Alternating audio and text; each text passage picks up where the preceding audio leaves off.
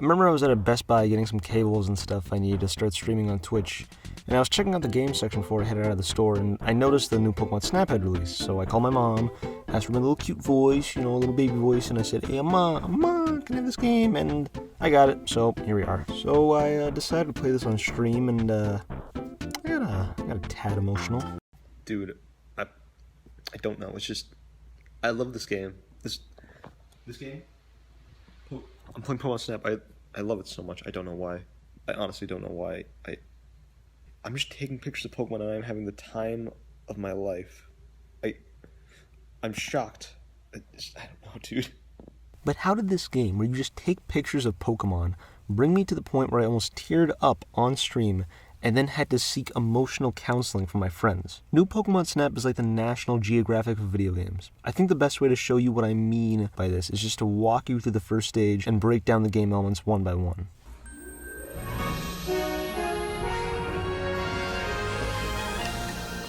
Oh, wait. Let's do it.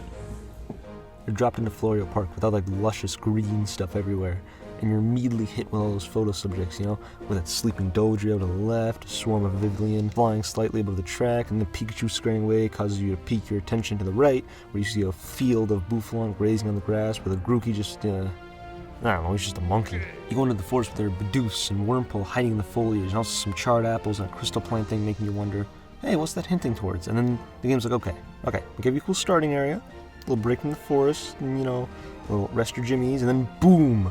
Full view of the lake and the land, the Tailo pecking around, the Swanna flying past you, the Bidoof chilling on some wood. After seeing some ball-shaped thing in the tree, you go down this narrow path and get hit with a big old field of flowers. There's a bunch of antsy Comfey from flying around, and then you're done. That's the end of that stage. Dang. This is sad. And the first thing that hits you, that beautiful lush field. The visuals of this game are pretty great, I think. Now let's be real. The Switch is not the most technically advanced system on the market right now. Even their biggest games like Breath of the Wild really don't hold up to snuff when it comes to other big AAA devs, but what the game lacks in raw power, they make up for in art style and attention to detail. I mean, those colors, ooh! Those beautiful greens and the foliage everywhere, and that water has no right to look that good. I assume 90% of the game's power is going to power that water. That water's good. It's not just Florio Park either. Every single stage in this game is just, I love you. Florio Park, Fuja Jungle, the ruins, all have beautiful foliage. The beach levels have that crystal clear, detailed water. I know it sounds weird, but I love the water and the foliage. Did I mention the foliage? God, I need to go outside. I think the more visually weak stages tend to be the ones with less detail, that mostly being the desert and the snow area. Like, there's simplicity in removing needless detail, but then it's just to the point where it looks kind of flat. Don't get me wrong, I still like these two stages, but for a good chunk of the course, it's just sand and snow with not much else. But still, every other stage in this game is beautiful. I love every single stage. But the stages themselves are only a backdrop for the actual Pokemon, and they're so good. First off, across the entire game, the roster of Pokemon is actually fairly unbiased. What I mean by that is that every generation of Pokemon is properly represented here. When I got the game, I was honestly expecting just a majority of Gen 1 and Gen 8 Pokemon because, one's the classic era and one's the latest one, but they've actually got a pretty fair lineup. I haven't seen every Pokemon this game has to offer, but overall, it has a very unbiased opinion on which ones it chooses. It feels very unopinionated. And speaking of which, this game actually has a lot of quantity in the roster too. The game has a total of 214 unique Pokemon. In comparison, the original only had 63, so that's a pretty big upgrade. That's almost like 3 times more. That's more than 3 times more than the original roster. So to any of you guys who think that number's still low, trust me, I played this game for a good while and I haven't even discovered all of them, so don't worry. That's plenty of content to go around. But where this game really shines is how they bring out the personality in every single Pokemon. We never really get to see this in the main games since there's so many models to work with and then also, cutting corners. But in Snap, we really get to see all their personalities, their relationships with each other, and their relationships to the environment itself. Like how the Startera serves as the big daddy for the smaller Pokemon. There's a cute little friendship going on between Pichu and Grookey. This group of Archeops getting whipped by this big-ass Tyrantrum. Fucking betas. These Blossom come out and dance for you when you play music for them. Pinsir and Heracross have a rivalry, being the 2 strong bug types in this stage. The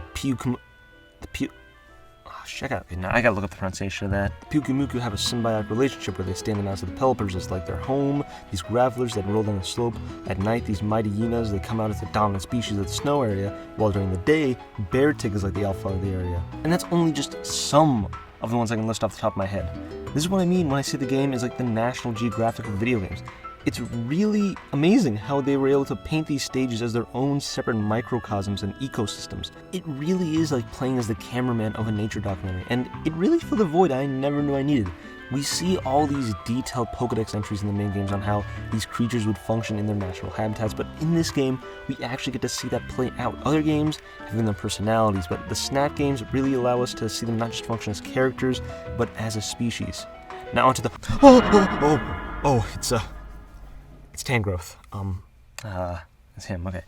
I'd say every other Pokemon feels like a natural cog or piece in the stage and a natural part of the ecosystem the game is built for you, but, well, this one Pokemon in the game is just kinda weird. Like, he just kinda shows up out of nowhere, and then he spawns right next to your cruiser, and he just kinda stares. I mean, I don't even think he should be in this stage.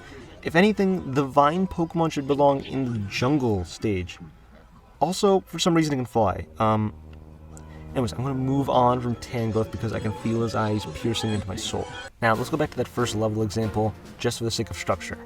That feeling where you're just almost overwhelmed trying to take a picture of every single subject you can lay your camera on exhibits a feeling I don't think many games have ever really accomplished for me. The game manages to keep the perfect balance between attention grabbing and relaxing. On the surface, this game seems like the perfect type of game to just veg out and relax to, which, to an extent, it is. Just cruising, vibing, taking pictures of cute Pokemon, maybe too many pictures of that Gardevoir, you fucking degenerate. But the game actually has a lot of subtle things that make you pay attention. Sometimes to get Pokemon to perform certain behaviors, you yourself need to initiate it, so this could be throwing fluff fruit or Lumino orbs at them, or playing music.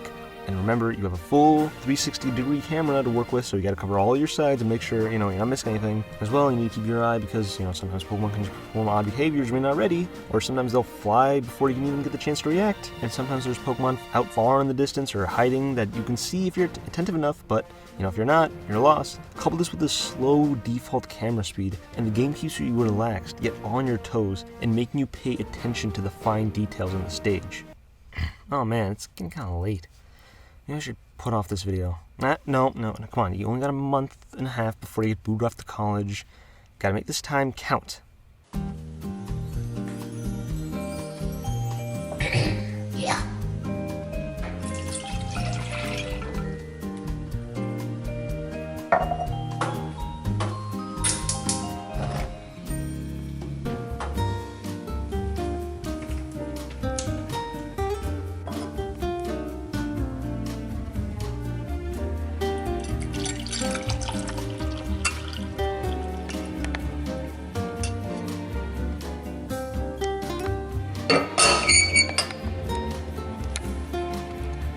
Yes.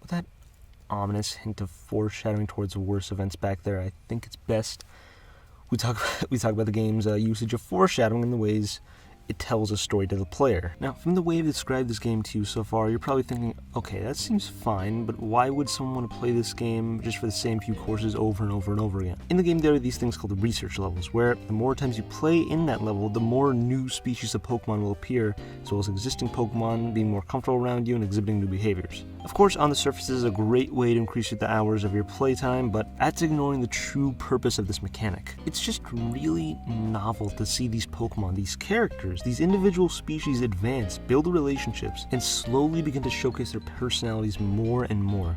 Like how in Florio Park, you slowly get to see more of these Bidoof build a dam, and when it's finished, it actually serves as a separate path for the player.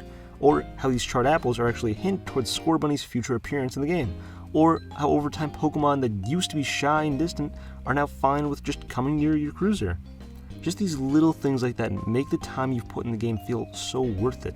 It's like you've offered your time to this world and the world returns its kindness back, and you get to see all these little small stories and mini arcs form around you.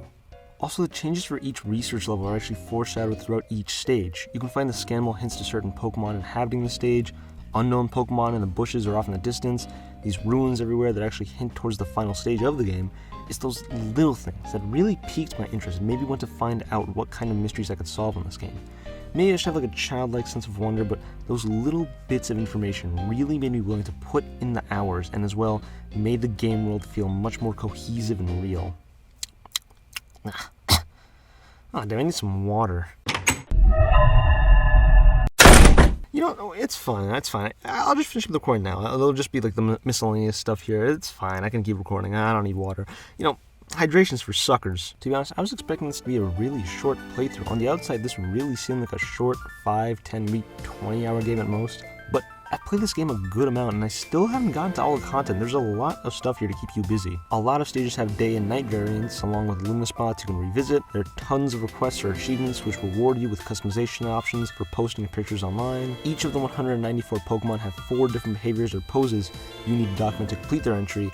And as well, you can also go for photo and course high scores. Now, there is an argument to be made that there is a little filler in this, particularly in the 4 behaviors for each Pokemon you need to document before you can complete their entry. And it wouldn't be so bad, but the issue is, when you show your photos to a professor, you can only show 1 photo per Pokemon. I've had multiple times where I have a 1-star photo, a 2-star photo, a 3-star photo of a Pokemon, but I'm forced to just choose one. What's the point if I have the picture? Just let me use it. There's no point in making me go through this course all over again just to get that same photo. And as well, sometimes you don't even know the difference between things like a 1-star and a 2-star photo. The Pokemon usually is displaying some sort of different behavior to cause the shift in ratings, but it's hard to tell the difference sometimes, so then you're left wondering how you're supposed to replicate that photo. All of this could be avoided if they just let you choose more than 1 photo per Pokemon, so maybe allow the player to show 4 photos per Pokemon, 1 for each star ranking, I don't know, but just, it's annoying. Just fix that. Also, I didn't really bring up the story much because I didn't think it was necessary, but for some reason they introduced these 2 random characters, Phil and Todd, who barely add anything to the game. Like, the Professor and Rita, they already filled all the roles when it came to informing the player and giving them jobs and stuff like that. These 2 weren't needed. Phil's always there, like, talking like, oh man, I'm gonna get a better shot than that. Dude, you literally haven't taken a single photo since you got here. If you're gonna make a rival, actually make him compete with the player. Maybe make it so Phil has like a certain photo or course high score, and the game could reward you for beating his scores. Like, just give him any purpose, man. I really don't see why they bothered to put him in the game if he's just gonna do nothing. Also, last thing is that sometimes the AI for how the professor scores the photos can be wonky on rare occasions. It's not too big of a deal, but just a little thing I want to mention.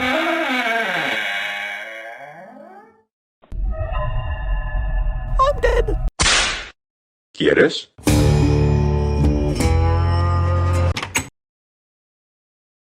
Oh, hey, it's you. Hey, don't. Hey, it's you. Me, you left me under a bag of semen for a goddamn month! What is it? Oh my god! Oh my god, that's disgusting! Oh my god, that's disgusting! Jesus Christ! Oh my god, this is semen! Why do you have a bag of your own semen? Why do you have a bag of your own semen? Okay. That may be true, but I'd like to clarify one thing in this situation. I think it'll clear the air. I'm bisexual now. Okay, good for you. But I was still stuck under a bag of semen for a month! I left my phone number on the bag. You could have just called me. You could have called 911, or better yet, just move the damn bag. All right? It's not that big a deal. I don't want to spill it. That's it. Get over here.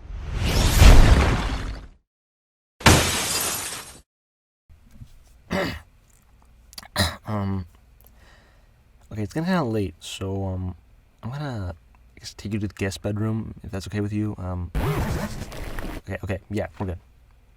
You prefer a blanket or a comforter or like memory foam pillow or, you know? So yeah, you kicked my ass and now I'm here. The boss is gonna be pissed, but it's still too early to give up. What do you think? Sorry, I was complaining about gay people and blackwashing on Twitter. What were you saying? Never mind. So, I'm the newest recruit to this whole anti-Karanshu force, so who's the boss? You know, the guy putting us up to all this? I don't know much about him. He doesn't even show his face. Apparently some big YouTuber. Here's his here, hold up. Here, this is his channel. This video, we coded it so that I am in love with George Not Found.